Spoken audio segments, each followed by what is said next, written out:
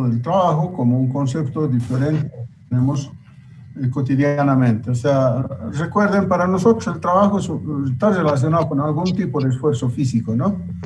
Si no ha hecho ningún trabajo, como que no hubiera hecho nada. Si se ha hecho bastante trabajo, es porque le hemos visto desarrollar esfuerzo físico. Pero en física, en nuestra materia, el trabajo no está relacionado estrictamente con el esfuerzo físico, sino con la aplicación de una fuerza y el desplazamiento relacionado con esa aplicación de la fuerza. O sea, si ustedes aplican una fuerza determinada a un cuerpo y no logran que se desplace, pues el trabajo es cero. Pero si por efecto de aplicar una fuerza a un cuerpo determinado logran que se desplace, entonces existe trabajo. Por ejemplo, ¿no? O sea, la definición entonces de trabajo no está relacionada con la concepción inicial que tenemos. Otra forma de entender el trabajo también para ver cómo varía nuestra concepción respecto a lo que dice la física es, imaginen que ustedes levanten un peso de 10 kilos y lo muevan 10 metros, ¿listo? 10 kilos y lo mueven 10 metros. Y luego le piden a su hermanito menor, que tiene 5 o 6 años, que levante los 10 kilos y mueva los 6 metros. Ambos hacen lo mismo. ¿Quién ha hecho más trabajo? Según ustedes, a ver, ¿qué dicen? El menor pequeño. El menor va a estar transpirando, se va a botar después de los 10 metros al suelo, porque va a estar cansadísimo, ¿no ven? Pero el trabajo es el mismo. ¿Ya? O sea, no parece muy justo, pero el trabajo solo tiene que ver con el desplazamiento del cuerpo en cuestión y la acción de la fuerza que logra ese desplazamiento. Entonces, por eso les digo que la concepción de trabajo que tenemos cotidianamente no es la concepción de la definición en física. El trabajo implica que ante la acción de una fuerza tiene que haber desplazamiento. ¿Ya? Entonces empezaremos a hablar de ello. Ahora, otra cosa antes de continuar.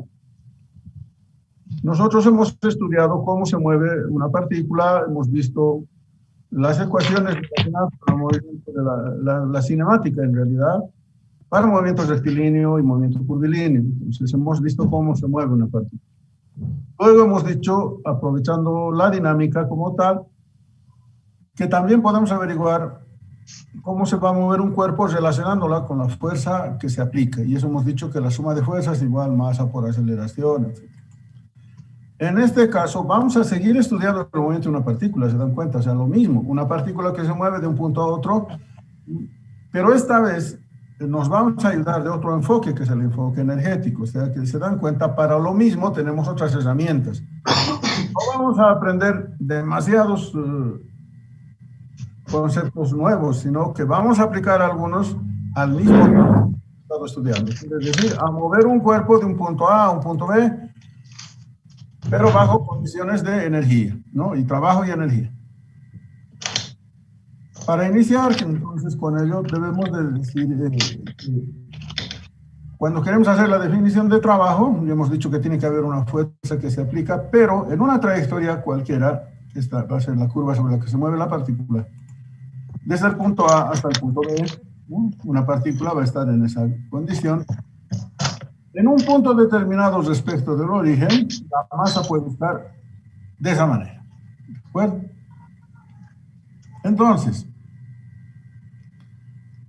ojo, se va a mover desde el punto A hasta el punto B. Y para mover la masa de acá para acá, del punto A al punto B, pues deberá existir alguna fuerza, ¿no es cierto? Esa fuerza va a lograr que se desplace la masa desde el punto A hasta el punto B. Y ese desplazamiento, en un punto, en un trocito pequeñito, va a ser tangente a esta trayectoria, o sea, tangente a la curva en cuestión. Pero como es tan pequeñito, está sobre la curva. Eso se llama para nosotros un diferencial de desplazamiento. Es vectorial tangente a la curva en cuestión. Ahora, antes de continuar, quisiera decirles, lo que vamos a hacer acá es hacer la descripción hasta obtener una ecuación que nos mueva la partícula hasta el punto B, desde A hasta B. O sea, esa demostración, el análisis de ese procedimiento puede ser un poco escabroso. ¿Por qué? Porque todavía no han llevado, creo yo, integrales, digamos, ¿no? Entonces, tengan un poquito de paciencia. En esta primera parte solo vamos a explicar, pero vamos a llegar a alguna ecuación final que vamos a utilizar, ¿ya?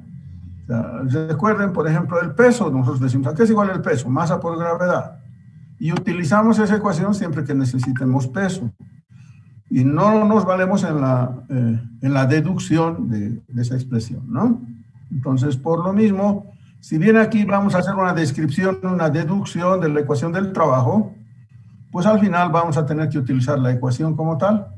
Entonces entiendo, reitero una vez más, que tal vez el análisis como tal les pueda parecer un poco extraño, un poco alejado todavía, pero al final, reitero, vamos a utilizar la ecuación final, la que describa este movimiento. Entonces decimos, esta partícula se va a mover de A hasta B, y en un puntito, un trocito de desplazamiento, un poquito, es el diferencial de R.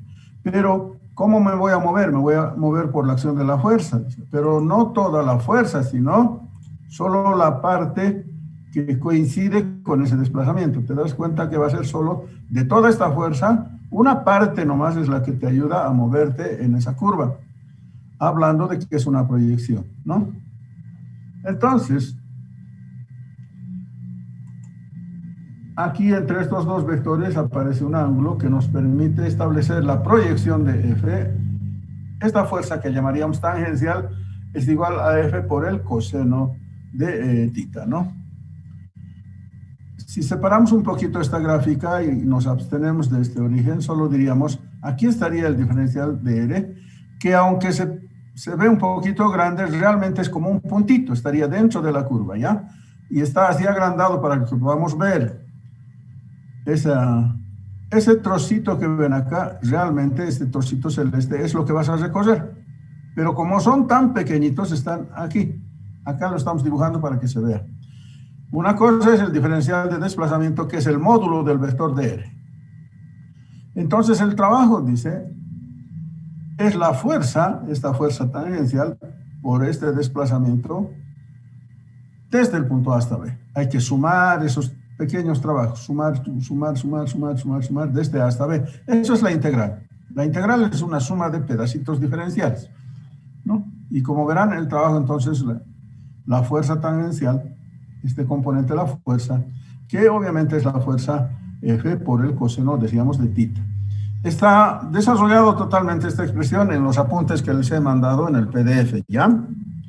Entonces, gráficamente, ¿qué es lo que significa el trabajo? El trabajo se considera como el área por debajo de la curva de fuerza tangencial desde el punto A hasta B. O sea, así va a variar la fuerza, si es la variación de la fuerza desde el punto A hasta B.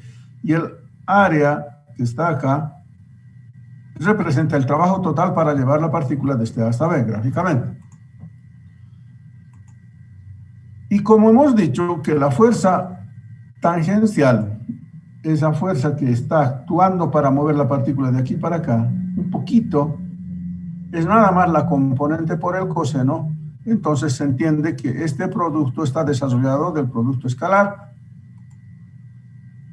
Esta fuerza descompuesta por el coseno nos da la fuerza tangencial y por tanto el trabajo es la integral de este A hasta B de por diferencial de R. Esa es la definición general de trabajo para su ecuación matemática. Implica, reitero una vez más, la aplicación de una fuerza y una distancia que se tiene que haber recorrido, porque si no hay recorrido, si el desplazamiento es cero, el trabajo también es cero. Va a ser un poco más claro acá, en este tramo, ya no una curva general, sino este tramo rectilíneo. Miren, vamos a movernos desde A hasta B. Es como cuando estábamos estudiando dinámica o cinemática, ¿no? Una partícula quiere moverse de A hasta B y le aplicamos la fuerza F, pero la fuerza F, ¿no? Como notarán, no es paralela al movimiento, tiene un ángulo. Entonces, nos interesa solo la fuerza que me ayuda a moverme en el plano. A esa le llamamos la fuerza tangencial. El trabajo sería esta fuerza multiplicada por esta distancia, Ft por S, ¿no? Pero resulta que F tangencial es F por el coseno, la componente, y por este pedacito diferencial de R. Cuando sumo todos esos trabajos, entonces uno, cuando hace esa suma, que es la integral, nos da la fuerza tangencial por la distancia total. Eso es trabajo, fuerza por distancia. ¿Ya? Quiere decir entonces que al mover la partícula desde A hasta B necesito la fuerza tangencial. Y si la fuerza de hecho ya fuera paralela al plano de desplazamiento, pues el resultado sigue siendo el trabajo es fuerza, pero esta vez no la fuerza tangencial, sino la fuerza total por el desplazamiento desde A hasta B, que se llama S. Conclusión. El trabajo es fuerza por distancia y se mide en Newton por metro, y el Newton por metro tiene una unidad que se llama el Joule. Trabajo, fuerza por distancia. ¿De acuerdo? Claro que cuando tenga que hacer en trayectorias irregulares, tengo que utilizar la integral. Cuando es movimiento rectilíneo, es simplemente ir con la fuerza multiplicada por la distancia. Pero ojo, la fuerza que es paralela al desplazamiento. Si tu fuerza no es paralela al desplazamiento, la descompones en una fuerza que se llama tangencial y la descompones por el ángulo. Esa fuerza tangencial multiplicada por el desplazamiento es el trabajo para mover la partícula desde el punto A hasta el punto B, ¿de acuerdo? ¿Hasta aquí tienen alguna aclaración que quieren que se les haga o entienden que trabajo es fuerza por distancia? Cuando el tramo es rectilíneo es mucho más sencillo, ¿no? ¿Continuamos? Sí o sí se toma la fuerza que está en dirección del movimiento, ¿no? En el plano del desplazamiento, ¿ya? O sea, que cuando estamos hablando de un movimiento rectilíneo, tienes que tomar la fuerza que es paralela al plano del desplazamiento. No toda la fuerza, pero si la fuerza, de hecho, ya fuera paralela, entonces sí tomas esta fuerza por la distancia, ¿no? Cuando no es paralela, recién descompones de acuerdo con el plano de desplazamiento y este valorcito multiplicado por la distancia es el trabajo. Y cuando es una curva general, te das cuenta, ya no es rectilíneo, sino es una curva, tienes que trabajar integralmente, ¿no? Tienes que la integral de pedacitos rectilíneos, pedacito más cada trabajo pequeñito, la suma de todos los trabajos pequeñitos, tienes que darte esto. Obviamente para eso tienes que conocer la expresión de la fuerza y el diferencial de R de acuerdo con la trayectoria. Esto implica conocer cálculo integral, que recién van a ingresar en ese ámbito, pienso yo. ¿En qué parte están en cálculo? Perdonen que les pregunto. ¿Qué están haciendo en cálculo? Aplicación de las derivadas. Derivadas, ¿no es cierto? Muy bien. El siguiente capítulo recién es integrales, ¿ya? Por tanto, no se preocupen, no vamos a entrar nosotros en la resolución de problemas que incluyan integrales todavía, ¿ya? Solo vamos a hablar de movimientos como este, movimientos rectilíneos, ¿ya? Entonces, cuando es rectilíneo, notarás que si la fuerza no es paralela, descompones, y esa fuerza, la componente que es paralela al plano, esa multiplicada por la distancia, de hecho ya te va a dar el trabajo. Si la fuerza ya de hecho es paralela, no necesitas descomponer, ese valor de fuerza por la distancia es nuevamente trabajo. Trabajo se mide en Newton por metro, cuya unidad derivada, decíamos ya hace rato, es el Joule. Ahora bien, se me fue ese último detalle. Nos concentraremos en la parte de arriba, ¿ya? Quiero mostrarles algo. Esta partícula A, esta cajita, digamos, es un puntito, ¿no? Se va a mover desde A hasta B gracias a la aplicación de la fuerza F, ¿listo? Eso es lo que queremos estudiar. Y va a recorrer una distancia S.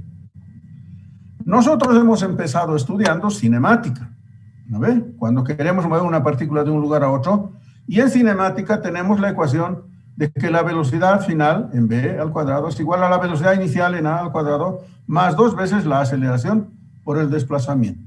Eso hemos estudiado en cinemática. Y si de aquí despejamos la aceleración, solo va a ser velocidad en b al cuadrado menos velocidad en a al cuadrado sobre 2 veces el desplazamiento. O sea, que esto, para mover de aquí para acá, nosotros hemos estudiado en cinemática. Pero resulta que en dinámica hemos estudiado también mover la partícula desde A hasta B. ¿Con qué ecuación? Aunque la suma de fuerzas es igual masa por aceleración. ¿No ve? La fuerza que se aplica es igual a masa por la aceleración, dicho de otra manera. Eso también hemos estudiado y de eso hemos dado recién examen. Ahora hemos acuñado otro concepto, que es el trabajo. ¿Y a qué es igual el trabajo? Hemos dicho, pues el trabajo es fuerza, esta fuerza multiplicada por la distancia. ¿Se dan cuenta? Para el mismo movimiento hemos enfocado cinemáticamente, dinámicamente y por trabajo. Estas serían las ecuaciones. Por tanto, no se olviden, cuando hablamos de trabajo y energía, no estamos cambiando la figura a otro tipo de estudio. Seguimos moviendo la partícula de un punto a un punto B, y miren, todavía en un tramo rectilíneo, ¿no?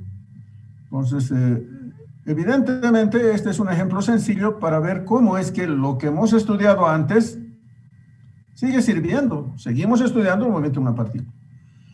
Cambiaremos en vez de la fuerza, masa por aceleración. Entonces, miren, el trabajo sería fuerza, pero eso es masa por aceleración multiplicado por la distancia. Reemplazando, el trabajo sería, dice, la masa por la aceleración por la distancia. Si despejamos ese, se simplifica y repartimos esta expresión, nos da que el trabajo es 1/2 de la masa por la velocidad al cuadrado menos 1/2 de la masa por la velocidad de nada al cuadrado. A esta expresión, 1/2 de la masa por la velocidad al cuadrado se le denomina energía cinética, ¿de acuerdo?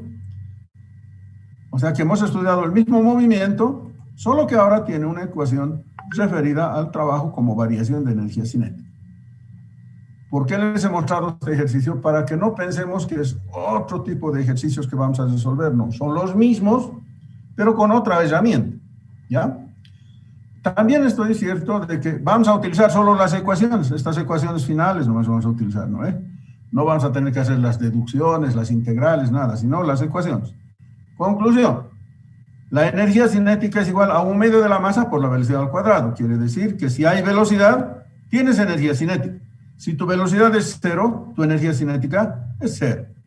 Y esta expresión de energía cinética, espero que la hayan visto con anterioridad en sus estudios de física en el cole. Pero si no, pues ahora lo estamos viendo. Quiere decir que cuando una partícula tiene velocidad, automáticamente tiene energía cinética, pues la energía cinética es función de la velocidad. Si tu velocidad es 0, tu energía cinética es 0. A eso le llamamos entonces energía cinética, ¿de acuerdo? Esa energía cinética es el trabajo efectuado por la fuerza que ha de ocasionar variación de esa energía. O sea, si hay trabajo, va a cambiar tu energía cinética. Si tu energía cinética no cambia, porque mantienes la misma velocidad, entonces no hay trabajo adicional. ¿De acuerdo? Si un cuerpo se está moviendo sin cambiar su velocidad, pues no está cambiando su energía cinética y por tanto el trabajo de las fuerzas neto es 0. Ese trabajo, si existe, debería ocasionar variación de la energía cinética. Entonces, cada vez que digas existe trabajo, pues está variando la energía cinética de un cuerpo, ¿ya? O sea, o aumenta su velocidad o disminuye su velocidad. ¿Por qué aumentaría o disminuiría la velocidad de un cuerpo? Dice, porque ahí estamos efectuando un trabajo. Pues si el trabajo fuese 0, la energía no cambiaría. Y si va a cambiar es porque estás efectuando el trabajo, ¿no? Para desplazar la partícula. Entendida la energía cinética como 1/2 de la masa por la velocidad al cuadrado. Hay otro tipo de energía asociada a la fuerza que se ejerce de interacción gravitacional, quiere decir asociada al propio peso, ¿no? Uno puede tener una partícula que se desplaza por diferentes razones, pero hablando solo de su peso, ¿qué energía las relacionamos? O sea, miren, si una partícula se está moviendo y solo nos preocupamos de la fuerza que nosotros conocemos como peso, esta fuerza es masa por gravedad, ¿no ve? Entonces, dice, ¿cómo sería la energía? Pues el trabajo desarrollado para mover desde este punto A hasta el punto B. Pero el trabajo efectuado por la fuerza, entonces, el trabajo va a ser fuerza por distancia. Y esta distancia es entre A y B. Como la fuerza es el peso mismo se llama masa por gravedad. Y entonces, a masa por gravedad por altura le denominamos energía potencial gravitacional. Masa por gravedad en el punto B, por la altura en el punto B, y masa por gravedad por la altura en el punto A son energía potencial gravitacional en B, energía potencial gravitacional en A. Si hay trabajo del peso, es porque ha de cambiar la energía potencial gravitacional. Entendida la energía potencial gravitacional como el producto de la masa por gravedad por la altura. Entonces, no te olvides, cuando yo quiero hablar de energía cinética, la ecuación es 1/2 de la masa por la velocidad al cuadrado. Si me dicen la energía potencial gravitacional, esa que solo se refiere al peso, es igual a la masa por gravedad por la altura. La altura, obviamente, desde el nivel de referencia cero. Entonces, cuando estoy en el punto A, mi energía potencial es energía potencial gravitacional en A. Si estoy en B, energía potencial en B. Y la variación de esta energía está originada por el trabajo debido al peso.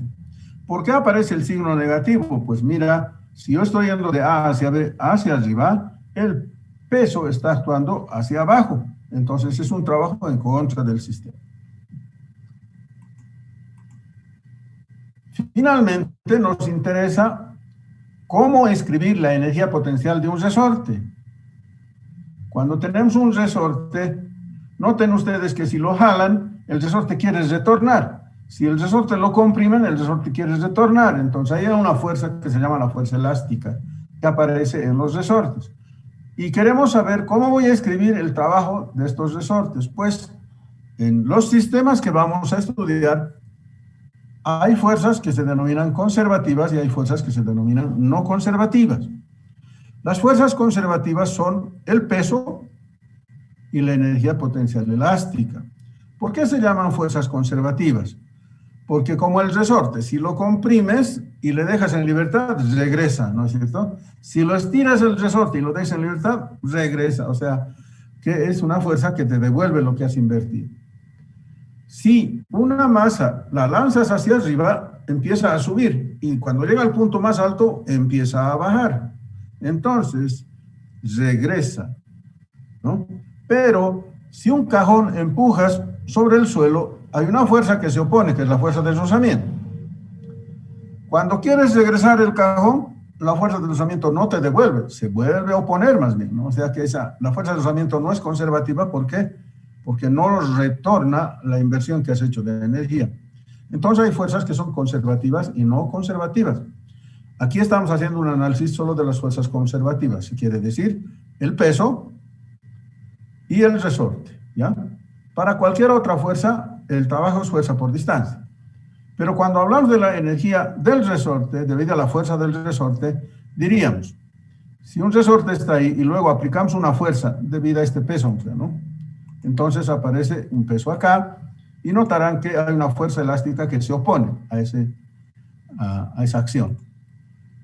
Cuando me voy a mover desde A hasta el punto B, entonces hay una distancia Y un poquito va a ser diferencial de Y, es un poquito, ¿no? Hemos dicho que el trabajo es fuerza por distancia en un producto escalar.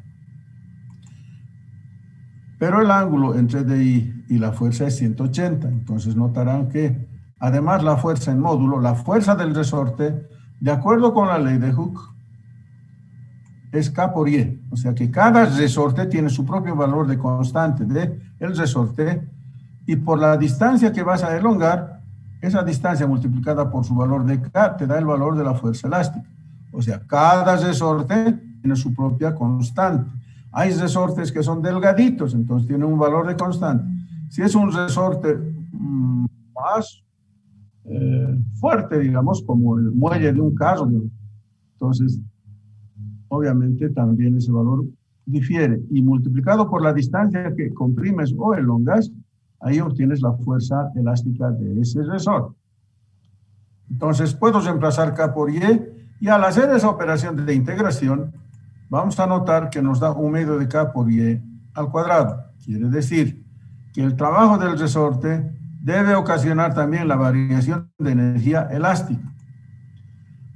Esa variación de energía potencial elástica es debido al trabajo del resorte. Y la energía potencial es un medio, elástica, perdón, la energía potencial elástica es un medio de la constante del resorte por la distancia al cuadrado. ¿Qué distancia? La distancia que estiras o bien que comprimes. Entonces, cuando yo quiera hablar de resortes, no van a tener que hacer todo este cálculo integral, chicos, ¿ya? Solo me dirán, ¿cómo calculo la energía potencial de un resorte? Un medio de K por I al cuadrado, que es la constante del resorte y la distancia que logras estirar o comprimir. Entonces, esta es la ecuación que nos vamos a reservar para hacer nuestros análisis de energías en la resolución de problemas. ¿Ya? O sea, vamos a resolver los mismos ejercicios por dinámica newtoniana y también vamos a resolver el mismo ejercicio por enfoque energético, para que vean que no estamos hablando de diferentes temas, sino los mismos con otra herramienta nomás, ¿ya? Para ello era importante decir entonces que la energía potencial es un medio de K por I al cuadrado, la energía potencial elástica. Para el resorte así se escribe, ¿no? Y para el peso, masa por gravedad por altura. La energía cinética es un medio de la masa por la velocidad al cuadrado, así. Entonces, ¿cuándo tenemos conservación de la energía? Pues cuando el trabajo es cero, ¿no? Cuando los sistemas son no conservativos, nosotros utilizamos la expresión que el trabajo produce variación de energía cinética. Pero si el sistema es conservativo, la energía mecánica en el punto A debe ser la misma energía potencial, mecánica en el punto B. Hay dos formas entonces de resolver los ejercicios que ya hemos estudiado hasta ahora, ¿ya? Uno, si el sistema tiene rozamiento, por ejemplo, es no conservativo. Entonces, cuando el sistema es no conservativo, porque tiene rozamientos, utilizas que el trabajo es variación de energía cinética. Pero si el sistema es conservativo, eso quiere decir que no existe, por ejemplo, rozamientos, el sistema se puede resolver con este enfoque, que dice que la energía en el punto A es la misma energía en el punto B, hablando de fuerzas conservativas. Esto es lo que vamos a estudiar en cada ejercicio, ¿ya? En cada problema que vamos a tocar, vamos a utilizar esta ecuación o bien esta otra ecuación, que es lo que nos interesa, porque de momento, como les decía, no se hagan tanto drama al tratar de interpretar las integrales. Ahora, ¿tengo que aprender integración? Sí, tienes que aprender integración, pero de momento en física solo vamos a utilizar las ecuaciones, ¿no? Como si ya las damos por ciertas. Y cuando ya conozcan del cálculo integral, solo van a justificar por qué esa ecuación dice lo que dice, ¿no? A partir de esto, otro tema que nos interesa para el capítulo en cuestión son los choques, se llaman colisiones. Cuando dos partículas interactúan, entonces cambian sus movimientos, las direcciones y sus energías. Se denomina choque a la interacción entre masas, ¿no? Este es un tipo de choque en el que, miren, estos dos puntitos negros son los centros de masa, y cuando las partículas se mueven sobre una línea que se denomina de impacto y coincide esa línea con los centros de masa, el impacto se va a llamar impacto central directo. Pero puede ser que este centro de masa, por ejemplo, no esté coincidente sobre esa línea, entonces este impacto ya es oblicuo, ¿no? La línea de impacto es la que está en trayectoria de colisión. Quiere decir que esta partícula se está moviendo una contra la otra sobre esta línea, así se está moviendo. En este caso, ambos centros de masa están sobre la línea de impacto. Y esta perpendicular es un plano denominado el plano de contacto. Si esta es la línea de impacto, este es el plano de contacto perpendicular a la línea de impacto. El impacto es central. Cuando decíamos estas dos masas tienen su centro de masa sobre la línea de impacto. De lo contrario, entonces se llama excéntrico. Y por cierto, si las velocidades antes y después de la interacción están en dirección de la línea de impacto, es impacto directo, de otra manera es oblicuo. Todo este material, como les decía, está en sus apuntes. Entonces, nosotros vamos a tener que resolver problemas de este tipo para saber cómo desarrollar o aplicar las ecuaciones. De momento, estamos viendo que así le vamos a llamar, ¿no? Impacto central directo, impacto oblicuo, dependiendo de que estén o no sobre la línea de impacto sus centros de masa. Y obviamente también tenemos que utilizar un concepto que es el momento, que es la cantidad de movimiento. Miren, si la fuerza es masa por aceleración y la aceleración es la variación de la velocidad respecto del tiempo, entonces se puede establecer por ecuaciones diferenciales que fuerza por diferencial de T es igual a masa por diferencial de B, y al integrar miembro a miembro, la integral de G por diferencial de T se va a llamar impulso, y esta va a ser variación de la cantidad de movimiento. Vuelvo a decirles, en este momento me dirán, pero ¿y qué es la integral? ¿Cómo voy a interpretar?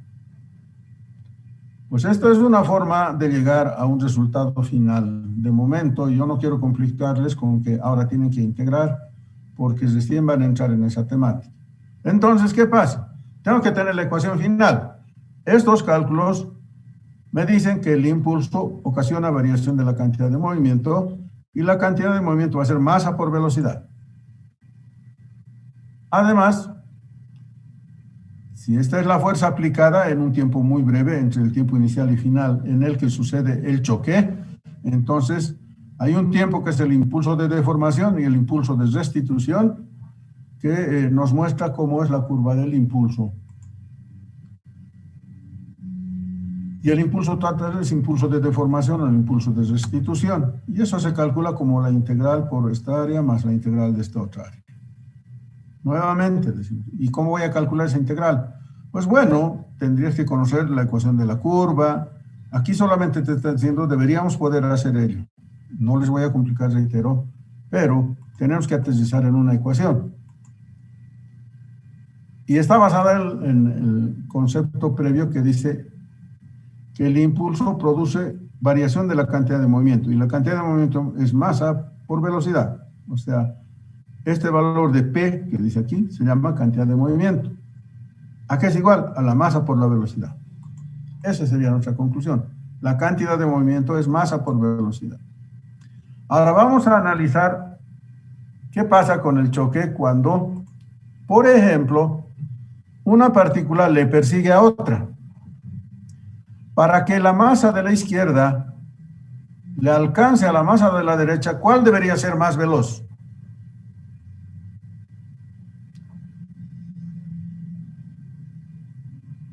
La primera.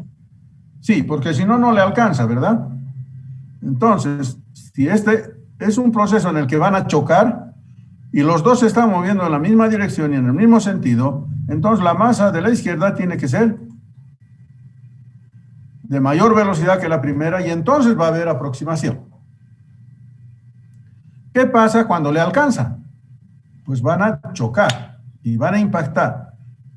Imaginen por un momentito que un balón que no esté muy inflado choque con la pared. ¿Qué creen que va a pasar con el balón cuando choque con la pared? Impacto. Correcto. ¿Y qué formita tendrá si no está muy inflado? Se va a aplanar un poco, ¿no ve? El balón. Se deforma.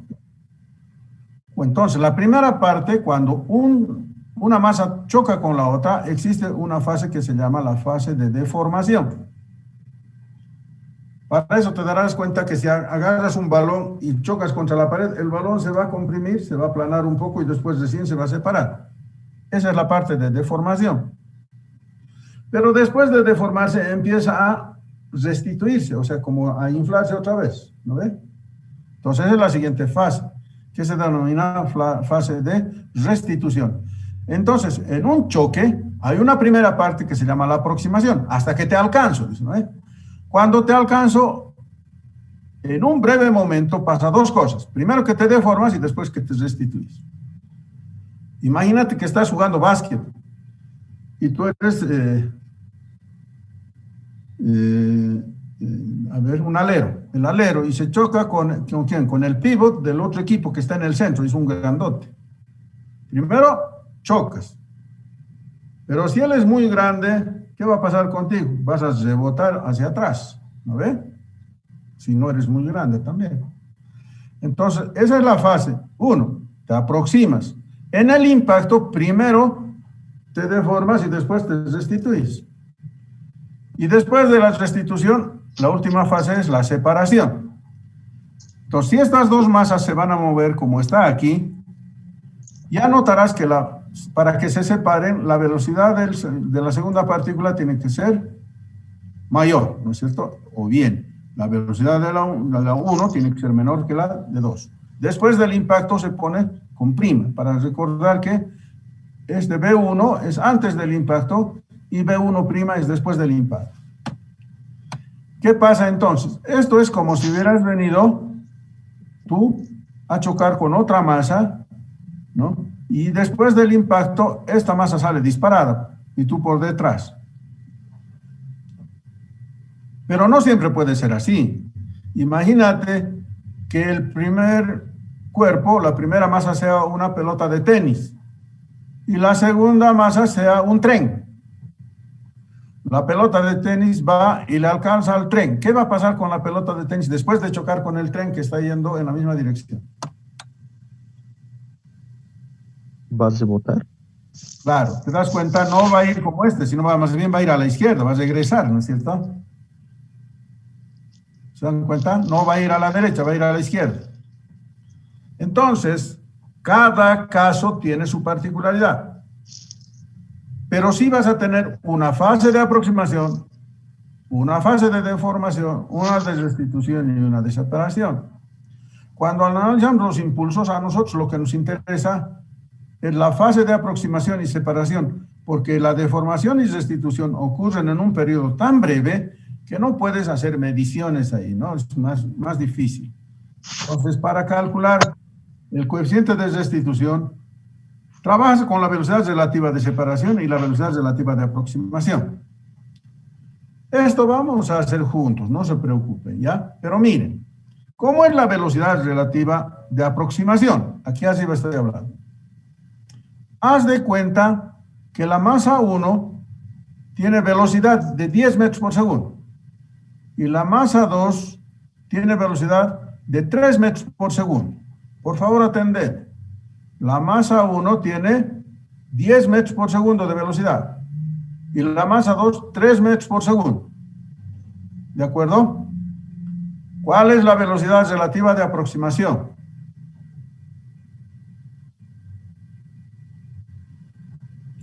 ¿Con qué velocidad crees que se está acercando?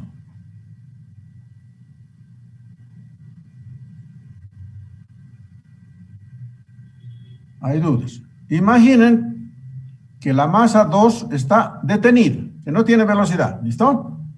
Y que la masa 1 tiene 10 metros por segundo. Entonces, ¿con qué velocidad me estoy aproximando? Con 10 metros por segundo, ¿cierto? ¿Estamos de acuerdo? Si este tiene velocidad de 10 metros por segundo y este no está moviéndose, entonces se está acercando con 10 metros por segundo. Pero si este se está moviendo con 3 a la derecha, ¿con cuánto de velocidad realmente me estoy aproximando? 7. Correcto, con 7. A eso le llamamos velocidad relativa de aproximación, ¿ya? ¿Cómo has calculado? Pues has hecho la velocidad 1 menos la velocidad 2, ¿no ve? Eso es. Ahora mira, si esta masa se está yendo con 15 metros por segundo y este tiene 2 metros por segundo, ¿cuál es la velocidad relativa de separación? Este tiene 15 y este tiene 2. 13. Exacto. También es por la diferencia en este caso, ¿de acuerdo? Entonces va a ser la velocidad 1 menos la velocidad 2 y aquí la velocidad 2' menos velocidad 1'. Ese es el coeficiente de restitución. Se hace con las velocidades de entrada y con las velocidades de salida, ¿de acuerdo? Pero este coeficiente de restitución es para este caso nomás, para este que he dibujado aquí. Imaginen por un momento, ¿pueden ver mis manos? ¿Pueden ver? Sí, jefe. Sí. Ya, imaginen que una y la otra están yendo a chocar uno contra el otro. No como aquí en persecución, uno detrás del otro están, ¿no ve? Yo estoy yendo a chocar así, uno contra el otro. ¿Listo? Una de las masas tiene velocidad de 10 y la otra 3, pero están yendo uno contra el otro. ¿Cuál es la velocidad de aproximación? 13. Correcto. ¿Te das cuenta que aquí ahora tengo que sumar? En este caso restaba, ¿no ve? ¿Por qué? Porque estaban yendo uno detrás del otro. Pero cuando van uno contra el otro, tienes que sumar. Esa es la velocidad relativa de aproximación. Y en la separación lo propio, ¿no? Si se separan, uno hacia la derecha y el otro hacia la izquierda, si se separan, ¿cuál es la velocidad de separación? Pues la suma de los dos. Cuando se están separando, la velocidad de separación es la suma.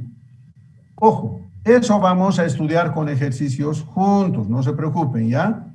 Este coeficiente de sustitución que estoy escribiendo aquí solo corresponde a este ejemplo. No es para todos los casos, por favor, ¿me entienden, no? Esto está escrito para este caso. Entonces, cuando yo tenga que analizar el choque de las partículas, voy a tomar el coeficiente de restitución como la velocidad relativa de separación sobre la velocidad relativa de aproximación. Y esto vamos a practicar juntos para que puedan escribir la ecuación de acuerdo con el ejercicio que nos toque, ¿ya? Ahora, resulta que dependiendo del coeficiente, imaginen por un momento que agarren una masa y la boten contra la pared. Si la velocidad entra con 10 y después de chocar sale con 10, la velocidad de separación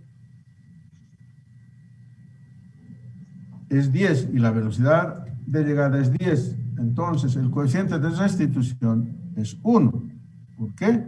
Porque el choque se denomina elástico, ¿no? Quiere decir que con la velocidad que estabas es la velocidad con la que sales. Pero si agarras plastilina, botas la plastilina contra la pared y se queda pegado a la pared, ¿cuánto es la velocidad de separación? 0, no se separa. Y 0 dividido entre cualquier cosa es 0. Entonces, cuando el coeficiente de restitución es 0, la colisión se denomina plástica. Cuando el cociente de restitución es 1, se denomina colisión elástica. Y entre esos dos rangos, la colisión es inelástica. Cada uno de estos aspectos tenemos que estudiarlos con ejercicios, ¿ya? Aquí solo les he mostrado cómo vamos a utilizar la energía y cómo vamos a hacer cuando tengamos choques. Pero lo mejor va a ser que hagamos con ejercicios. Y es lo que tenemos que empezar a hacer desde la siguiente sesión. Lo que he mostrado es simplemente una forma de querer explicar lo que les he enviado en sus apuntes. Yo entiendo que no es muy sencillo, ¿saben por qué? Porque nos falta la herramienta matemática, o sea, nos falta la parte de integración para poder explicarles de dónde salen las ecuaciones. Pero si podemos utilizar las ecuaciones aceptando por un momento que sean ciertas, entonces vamos a poder avanzar. O sea, no se desmoronen, no se desmoralicen. En este momento solo vamos a decir, existe la ecuación para hacer un choque, existe la ecuación para hacer energías. Ahora, ¿cómo aplicaría? ¿No ve? Eso vamos a estudiar de momento. Y cuando ya sepan hacer integrales, solamente vamos a decir, había sido cierto, ¿no?, que la cantidad de movimiento es la integral, ¿no?, de la fuerza por distancia, que es impulso, etc. O sea, esa herramienta matemática que necesitas para interpretar, ¿no?, la veracidad de nuestras ecuaciones. De momento vamos a dar por ciertas las ecuaciones y solo vamos a aplicar las mismas, ¿ya? Pues no se preocupen todavía por las integrales en nuestra materia, ¿no? En nuestra materia vamos a aplicar las ecuaciones y pues desde el lunes vamos a empezar con ejercicios sencillos, de a poco, todo lo que yo pueda hasta que terminemos el mes va a ser resolución de ejercicios nomás, chicos, con paciencia, pero tienen que leer un poquito lo que he enviado y también les voy a enviar ejercicios resueltos, ¿no? Para que vayan practicando. ¿Alguna consulta?